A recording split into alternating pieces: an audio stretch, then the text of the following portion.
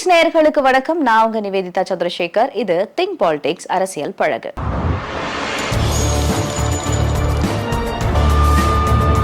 2025-26 நிதியாண்டுக்கான budget March 14ஆம் தேதி தாக்கல் செய்யப்பட்டது. தொடர்ந்து மார்ச் 17ஆம் தேதி இந்த பட்ஜெட் மீதான விவாதம் தொடங்கப்பட்டுச்சு.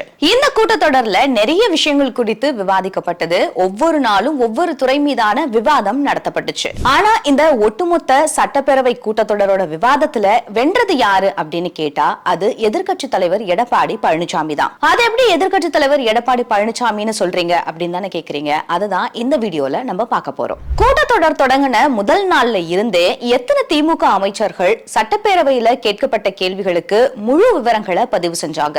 முதல் நாள் பொது பட்ஜெட் தாக்கல் செய்யப்பட்டது. அடுத்த நாள் வேளாண் பட்ஜெட் தாக்கல் செய்யப்பட்டது. தொடர்ந்து 17ஆம் தேதி இந்த பட்ஜெட் மீதான விவாதம் தொடங்கப்பட்டுச்சு. அதுக்கடுத்து 24ஆம் தேதி துறை வாரியா மானிய கோரிக்கை மீதான விவாதம் தொடங்கப்பட்டுச்சு. இந்த நிலையில இந்த சட்டப்பேரவை கூட்டத்தொடர்ல அதிமுக பொதுச் செயலாளரும் எதிர்க்கட்சி தலைவருமான எடப்பாடி பழனிசாமி உரையாற்றினாரு. ஆனா நியாயமா அவர் கேட்ட எந்த ஒரு கேள்விக்குமே ஆளும் திமுக அரசு கிட்ட இருந்து முழுமையான பதில்கள் வரவே இல்லை. அது மட்டும் இல்லாம தமிழ்நாட்டுல நடக்கிற சட்ட ஒழுங்கு பிரச்சனைகள் குறித்து அவர் கேள்வி எழுப்பின போதெல்லாம் அவருடைய உரையாடல் பகுதி ஒளிபரப்பு செய்யப்படல. Dissent voices should also be heard. அதுதான் டெமோக்ரஸியோட கோர் அப்படின்னு சொல்லுவாங்க. அப்படின்னா என்னன்னு தானே கேக்குறீங்க. அதாவது நீங்க வைக்கக்கூடிய உரையாடலுக்கு அதிருப்தி தெரிவிச்சோ இல்ல அதுக்கு எதிர்ப்பு தெரிவிச்சோ யாரு பேசினாலும் அந்த குரல்களும் கேட்கப்பட வேண்டும் அப்படிங்கிறது தான் ஜனநாயகத்தோட அடிப்படையே. ஆனா ஜனநாயகத்தோட குரல் வலையே நசுக்கிற அளவுக்கு இந்த ஆளும் திமுக அரசு சட்டப்பேரவையில நடந்துக்குச்சு அப்படிங்கிறது தான் இப்போ எடப்பாடி பழனிசாமி அவர்கள் பேசும்போது அவருடைய உரையாடல் ஒளிபரப்பு செய்யப்படல அப்படிங்கிறதுக்கான ஒரு சரியான எக்ஸாம்பிள் அப்படின்னே சொல்லலாம். அப்படி என்ன எதிர்க்கட்சி தலைவர் எடப்பாடி பழனிசாமி கேள்வி கேட்டுட்டாரு, அவருடைய உரையாடலே தடை செய்யப்படுற அளவுக்கு அப்படின்னு தானே கேக்குறீங்க. முதல்ல மார்ச் 20ஆம் தேதி எடப்பாடி பழனிசாமி அவர்கள் சேலத்துல ஒரு ரவுடி கொலை செய்யப்பட்ட சம்பவம் குறித்து ஒரு கேள்வியை முன்வைக்கிறாரு. அது மட்டும் இல்லாம தமிழ்நாட்டுல தினசரி நடக்கக்கூடிய நிகழ்வுகள் மாதிரி கொலை சம்பவங்களும் நடந்துகிட்டே இருக்கு அப்படின்னு அவர் சொல்றாரு. உடனடியா அவருடைய மைக் ஆஃப் செய்யப்படுது. அந்த விஷயத்தை பத்தி பேசக்கூடாது அப்படின்னு ரகளையில எல்லாம் ஈடுபடுறாங்க. இதனால அதிமுகவினர் வெளிநடப்பு செய்யறாங்க.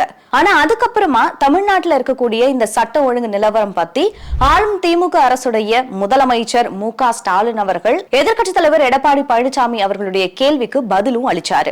கல்லூரி மாணவர்கள் மத்தியில ரூட்டுத்தல கலாச்சாரம் ரொம்பவே வைரல் ஆகிட்டு இருக்கு. அதை தடை செய்யணும் அப்படின்னு எடப்பாடி பழனிசாமி அவர்கள் சொல்றாரு. அது மட்டும் இல்லாம டூ வீலர்ல வீலிங் செய்யக்கூடிய மாணவர்களை போலீசார் கண்டறிஞ்சா முதல் தடவை பிடிபடும் போது அவங்களுக்கு எச்சரிக்கை விடுக்கலாம்.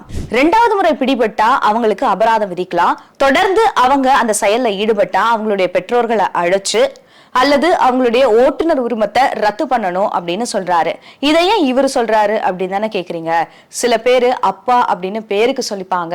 ஆனா எதிர்க்கட்சி தலைவர் எடப்பாடி பழனிசாமி அவர்கள் நிஜமாவே அப்பா அப்படிங்கிற ஸ்தானத்துல இருந்து யோசிச்சு இளைஞர்களுக்கு ஒரு வழிகாட்டுதலா இருக்கணும் அப்படின்னு நினைச்சிருக்காரு. நீட் விலக்கு கொண்டு வருவோம் அப்படின்னு சொன்னது உண்மைதான். ஒருவேளை கூட்டணி ஆட்சியில இருந்திருந்தா ரத்து பண்ணிருப்போம். இப்போ பாஜகவோட நீங்க தான் கூட்டணி வச்சிருக்கிறீங்களே, நீங்க இப்போ அதை ரத்து பண்ணலாம்ல அப்படின்னு திமுக முதலமைச்சர் ஸ்டாலின் அவர்கள் ஒரு கேள்வியை முன்வைக்கிறாரு. அதுக்கு எடப்பாடி பழனிசாமி அவர்கள் என்ன பதில் சொல்லியிருக்காரு அப்படின்னா, இதை நினைவுபடுத்துறதுக்காக நான் ஒரு விஷயம் சொல்றேன். அதாவது நம்மளுடைய திங்க் பாலிடிக்ஸ்ல இதுக்கு முன்னாடி நீட்டை பத்தின ஒரு விரிவான வீடியோவை நம்ம போட்டிருக்கோம். நீட் யாருடைய ஆட்சியில கொண்டு வரப்பட்டது, யாருடைய தலைமையின் கீழ் கொண்டு வரப்பட்டது, எந்த வருஷத்துல கொண்டு வரப்பட்டது அப்படின்னு உங்களுக்கு அதை பத்தி தெரிஞ்சுக்கணும் அப்படின்னா திங்க் பாலிடிக்ஸ்ல இருக்கக்கூடிய அந்த வீடியோவை நீங்க பாருங்க. சோ இப்போ இந்த இடத்துல திமுக காங்கிரஸ் கூட்டணியில தான் இந்த நீட் கொண்டு வர நாங்க ஆட்சிக்கு வரும்போதெல்லாம் இந்த வழக்கு நீதிமன்றத்திற்கு போயிட்டதுனால அதை தடுத்து நிறுத்தக்கூடிய சூழல் ஏற்படல. அதனால நீட் தேர்வை கொண்டு வர வேண்டிய கட்டாயத்துக்கு அதிமுக அரசு ஆளாகிடுச்சு அப்படின்னு எடப்பாடி பழனிசாமி அவர்கள் சொல்லியிருக்காரு. இப்படி மாறி மாறி 2 தரப்பிலுமே கேள்விகளும் கேட்கப்பட்டது, பதில்களும் சொல்லப்பட்டது.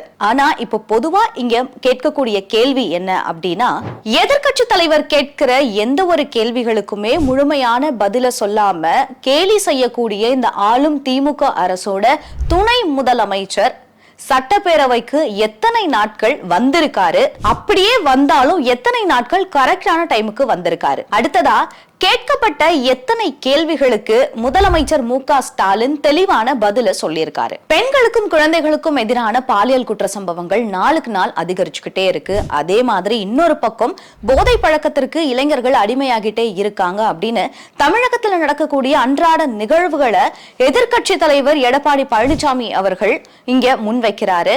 ஆனா இப்ப இருக்கக்கூடிய முதலமைச்சர் மு.க. ஸ்டாலின் அவர்கள் உங்களுடைய ஆட்சியில அது நடந்தது, உங்களுடைய ஆட்சியில இது நடந்ததுன்னு சொல்றாரே தவிர்த்து இப்போ அவருடைய ஆட்சியில நடக்கக்கூடிய எந்த தவறுகளையுமே சரி செய்யணும் அப்படின்னு எந்த ஒரு பதிலையுமே பதிவு பண்ணல. ஆனா ஆளும் அரசோட குறைகளை சரியா பதிவு பண்ணி மக்களோட கேள்விகளை மக்கள் பிரதிநிதியா ஒரு காமன் மேனா சட்டப்பேரவையில பதிவு பண்ணியிருக்காரு எதிர்க்கட்சி தலைவர் எடப்பாடி பழனிசாமி. கேள்விகள் கேட்ட ஊடக நிருபர்கள் கிட்ட ரொம்ப பொறுமையா பதில்களை சொல்லி சட்டப்பேரவையில இருந்து சட்டையை கிழிச்சுக்கிட்டு வெளியில வந்து அவரு ரகலை பண்ணல. இன்னும் மக்களுக்கு புரியுற மாதிரி சொல்லணும் அப்படின்னா கள்ளச்சாராய ஆட்சிக்கு கள்ளக்குறிச்சியே சாட்சி, சட்டம் ஒழுங்கு சீர்கேட்டிற்கு மாணவர்களுடைய புத்தக பையில் அறிவாள்களே சாட்சி, பெண்கள் பாதுகாப்பின்மைக்கு அண்ணா பல்கலைக்கழகமே சாட்சி, போதை பொருள் கடத்தலுக்கு திமுக அயலக அணியே சாட்சி, போதை பாதைக்கு ரிஷிவந்திய திமுக இளைஞர் அணியே சாட்சி, ஸ்டாலின் மாடல் சமூக அநீதிக்கு வேங்கை வயலே சாட்சி. ஆல்ரெடி கஞ்சா 2.0, 3.0, 4.0 அனைத்துமே ஃபெயிலியர். இதில் இன்று வெர்ஷன் 2.0 லோடிங் வேற. இதெல்லாம் சரி, இப்போ திங்க் பாலிடிக்ஸ்ல ஏன் எடப்பாடி பழனிசாமி அவர்களை பத்தி பேசுறோம் அப்படின்னு தானே நீங்க கேள்வி கேட்கிறீங்க. திங்க் பாலிடிக்ஸ் அப்படின்னாலே அரசியல் பழகு. இன்னைக்கு சட்டப்பேரவை நடந்த இந்த எல்லா விஷயங்களையும் பார்க்கும்போது ஒரு அமைச்சரா இருந்து பின்னாடி முதலமைச்சராகி இப்போ எதிர்க்கட்சி தலைவரா இருந்து சட்டப்பேரவையில நடக்கக்கூடிய விஷயங்களை எதிர்த்து கேள்வி கேட்டு அவரை எதிர்த்து கேட்கப்பட்ட கேள்விகளுக்கு தெளிவான பதில்களை பதிவு பண்ணியிருக்கிறாரு எதிர்க்கட்சி தலைவர் எடப்பாடி பழனிசாமி. ஒரு எதிர்க்கட்சி தலைவரா ஆளுங்கட்சிக்கு எந்த மாதிரியான ஒரு பிரஷரை கொடுக்கணும், கேட்கப்பட்ட கேள்விகளுக்கு எப்படி ஒரு பதில்களை கொடுக்கணும் அப்படின்னு ரொம்ப அழகா ஒரு அரசியலை நமக்கு கத்து கொடுத்திருக்காரு அப்படின்னு தான் சொல்லணும். இதுக்கு மேல என்ன வேணும்? இந்த விவாதத்துல யாரு ஜெயிச்சது அப்படின்னு சொல்றதுக்கு சாமானியன் கேள்வி கேட்டா சரித்திரமே மாறும், இப்போ ஆட்சியும் மாறும். இது திங்க் பாலிடிக்ஸ், அரசியல் பழகு.